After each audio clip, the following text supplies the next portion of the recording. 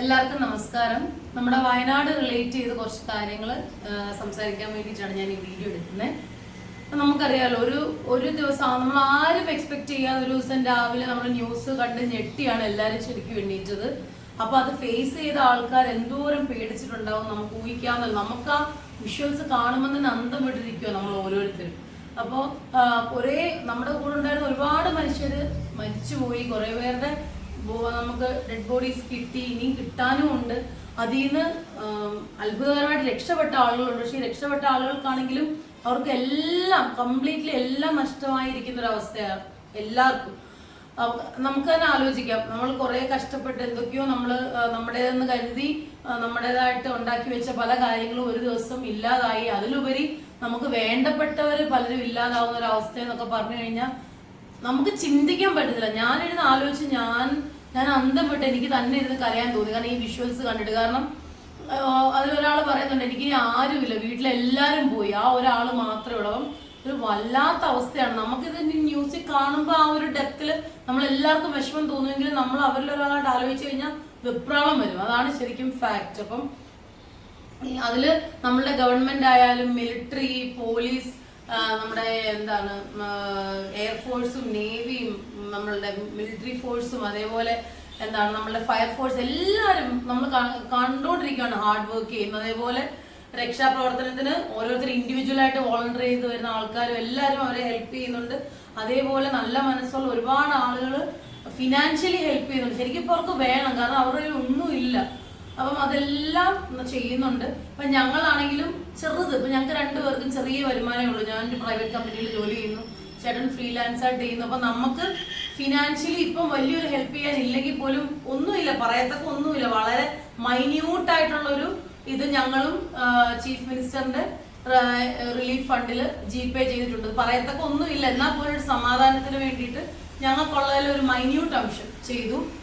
ഞങ്ങൾക്ക് കൂടുതൽ വരുമാനം വരുന്ന സമയത്ത് ഇനിയും കൂടുതലായിട്ട് ചെയ്യും. അപ്പൊ അതും കൂടെ എനിക്ക് പറയാനുള്ളത്, ഇപ്പൊ നമ്മൾ ഇത് ന്യൂസിൽ അവർ കറക്റ്റായിട്ട് കാണിക്കുന്നതുകൊണ്ട് നമ്മൾ എല്ലാവരും അവരെ കുറിച്ച് ഓർക്കുന്നുണ്ട്. പക്ഷെ ചിലപ്പോൾ ഒരു മാസം കഴിയുമ്പോൾ, ഒരു 2 മാസം കഴിയുമ്പോൾ നമ്മളെല്ലാവരും നമ്മളുടെ കാര്യത്തിൽ തിരക്കായിട്ട് പോകും. പക്ഷെ അപ്പോഴായിരിക്കും ഈ സർവൈവ് ചെയ്ത ആൾക്കാർ ശരിക്കും ആ റിയാലിറ്റിയിലേക്ക് വരുന്നത്. ഒറ്റപ്പെടുന്നവരുണ്ടാവും, ഒന്ന് സംസാരിക്കാൻ ആളുണ്ടെങ്കിൽ എന്ന് ആലോചിച്ചിരിക്കുന്ന മനുഷ്യരുണ്ടാവും, കയ്യിലൊന്നും ഇല്ലാതെ ഇനി എവിടുന്ന് തുടങ്ങണം എന്ന് ആലോചിച്ചിരിക്കുന്ന മനുഷ്യരിനി ഒരു 1-2 മാസം കഴിയുമ്പോഴാണ് ശരിക്കും ഇവർക്കൊക്കെ നമ്മളുടെ ആവശ്യം.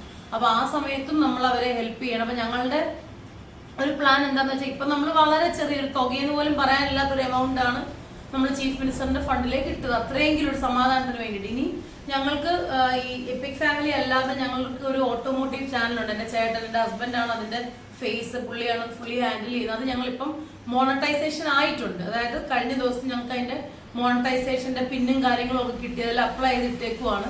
അതിനി 1 മാസം എടുക്കുമായിരിക്കും വരുമാനം വന്നു തുടങ്ങാൻ. അപ്പൊ അതിൽ നിന്നൊരു വരുമാനം വന്നു തുടങ്ങുമ്പം ഞങ്ങൾ തീർച്ചയായിട്ടും വയനാട്ടിൽ നേരിട്ട് പോവും. ആ സമയത്ത് എല്ലാം ഒന്ന് ശാന്തമാവുമല്ലോ. ഇപ്പൊ നമ്മളൊക്കെ അങ്ങോട്ട് ഇടിച്ചു കയറി പോയി രക്ഷാപ്രവർത്തനത്തിന് ബുദ്ധിമുട്ടാക്കാതിരിക്കുന്ന ശരിക്കും നല്ലത്. സമ്മതിക്കുന്നുമില്ലല്ലോ ഗവൺമെന്റ്.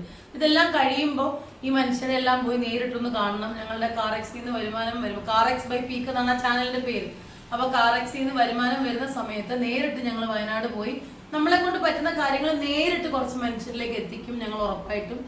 അത് ഞങ്ങൾ ചിലപ്പോൾ വീഡിയോ ആയിട്ട് ഷൂട്ട് ചെയ്യണം എന്നില്ല, പക്ഷെ എന്നാലും ഞങ്ങൾ വയനാട്ടിൽ പോകുന്നത് ഞങ്ങൾ നിങ്ങളെ അറിയിക്കും ഉറപ്പായിട്ടും. കാരണം ആ സമയത്ത് ശരിക്കും അവർക്ക് നമ്മളുടെ ആവശ്യം ഉണ്ടാവും. ആൻഡ് ഞങ്ങളുടെ ആ ചാനലിൽ നിന്ന് ഞങ്ങൾക്ക് പൈസ ആയിട്ട് 1 മാസം എന്തായാലും എടുക്കും തോന്നുന്നു. വന്നു തുടങ്ങുമ്പോൾ ആദ്യത്തെ പൈസക്ക് ഞങ്ങൾ വയനാട് പോയി നേരിട്ട് ഞങ്ങളെ കൊണ്ട് പറ്റുന്ന 1-2 പേർക്കെങ്കിലും എന്തെങ്കിലും നമ്മൾ നേരിട്ട് ചെയ്യും. ആൻഡ് അതേപോലെ എന്റെ ഏറ്റവും വലിയ ആഗ്രഹം, ഇപ്പൊ ഞങ്ങൾ ജോലി ചെയ്യുന്ന ജോലി, ഇപ്പൊ ചേട്ടൻ ജിം ട്രെയിനറാണ്, ബോഡി ബിൽഡറാണ്, ഞാനൊരു പ്രൈവറ്റ് കമ്പനിയിൽ ജോലി ചെയ്യുന്നു. ഇപ്പൊ ഞങ്ങളുടെ ഈ ജോലിയിൽ തന്നെ ഞങ്ങൾക്ക് ഹൈക്ക് വരും ഉറപ്പായിട്ടും.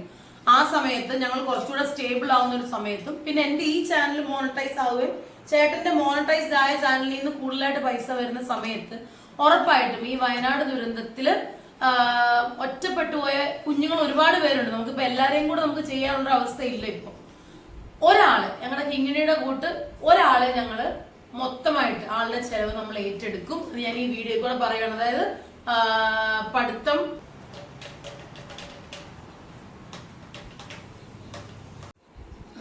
ഓക്കെ, എനിക്കത് പറയുമ്പോൾ എനിക്ക് വിഷമം വന്നു, അതുകൊണ്ട് ഞാൻ കട്ട് ചെയ്ത്. അപ്പൊ ഒരാളുടെ, ഒരു മോളുടെ, ഒരു കുഞ്ഞിന്റെ പഠിത്തവും അതിന് വേണ്ട കാര്യങ്ങൾ എന്തൊക്കെയാണെന്ന് വെച്ചാൽ അത് നമ്മൾ ഏറ്റെടുക്കും. അതിന് പ്രൊസീജിയേഴ്സ് ഒക്കെ ഉണ്ട്. അതായത് മൊത്തത്തിൽ നല്ല അവർക്ക് എന്തായാലും ബന്ധുക്കളും കാര്യങ്ങളും ഉണ്ടല്ലോ. കുഞ്ഞുങ്ങൾക്ക് എല്ലാം നഷ്ടപ്പെട്ട അനാഥരായ കുഞ്ഞുങ്ങളാണെങ്കിലും അവരുടെ റിലേറ്റീവ്സ് ആയിരിക്കുമല്ലോ പിന്നീട് അങ്ങോട്ട് അവരുടെ കാര്യം നോക്കുന്നത്. അപ്പൊ അവരിൽ ആരെങ്കിലും ഒരാളെ നമ്മൾ മീറ്റ് ചെയ്തിട്ട് ഒരാളുടെ കാര്യം നമ്മൾ മൊത്തത്തിൽ നമ്മൾ അവർക്ക് വേണ്ട കാര്യങ്ങൾ നമ്മൾ ചെയ്തു കൊടുക്കും ടിൽ അവരൊരു ഗ്രാജുവേഷൻ കഴിയുന്നത് വരെ എങ്കിലും. ഇപ്പൊ ഞാൻ ഇനീഷ്യലി ഞങ്ങൾ അങ്ങനെ പ്ലാൻ ചെയ്തേക്കുന്നത്. ആൻഡ് അത് ഞങ്ങൾ ചെയ്തു തുടങ്ങുമ്പോൾ ഉറപ്പായിട്ടും വീഡിയോ ഇടും. പക്ഷെ അത് ആർക്കാണോ എങ്ങനെയാണോ ചെയ്യുന്നതെന്നൊന്നും കാണിക്കില്ല. കാരണം അത് പ്രൈവസി ആ കുഞ്ഞിനോട് നമ്മൾ ചെയ്യുന്ന ദ്രോഹമായി പോകും. പക്ഷെ ഉറപ്പായിട്ടും നമ്മൾ ഇതിപ്പോ ഞാൻ വാക്കാലെ പറയുവാണ്. പക്ഷെ ഞങ്ങൾ അത് ചെയ്ത് തുടങ്ങുന്ന മൊമെന്റ് എന്നാണോ അന്ന് ഞാൻ വീഡിയോ ഇട്ട് നമ്മൾ ചെയ്ത് തുടങ്ങി എന്നുള്ളത്. കാരണം നമ്മൾ പറയുന്നത് ഒരു വാക്കിനൊരു ഓതന്റിക് ഒരു എന്താ പറയുന്നത് അതിനൊരു ഇത് വേണമല്ലോ. അപ്പം അതിനു വേണ്ടിയിട്ട് ഞാൻ ജസ്റ്റ് ഫോർമലി പറയും, നിങ്ങളെയും അറിയിക്കും നമ്മുടെ ഫാമിലി ഞങ്ങൾ ചെയ്ത് തുടങ്ങുമ്പോൾ ഫോർമലി. ഇപ്പൊ ഞാനത് ഞങ്ങളുടെ പ്ലാൻ ആണ് ഈ ഷെയർ ചെയ്യുന്നത്. ഇതേപോലെ നിങ്ങൾക്ക് ഓരോരുത്തർക്കും ചെയ്യാം. കാരണം നമ്മുടെ കൂടെ ഉണ്ടായിരുന്ന മനുഷ്യരാണ്. ഇപ്പൊ ഓണം വരാൻ പോവാ ഒരു മാസത്തിനുള്ളിൽ. ഒരുപാട് പ്ലാനുകൾ ചെയ്തിട്ടുണ്ടാവും. ഈ മരിച്ചുപോയി, ഈ വെള്ളത്തിൽ ഒഴുകിപ്പോയി, ഒരു നിമിഷം കൊണ്ട് അവർ ഈ ലോകത്തിനെ പോവാന്ന് പോലും അറിയാതെ പോയ മനുഷ്യരാ എല്ലാവരും.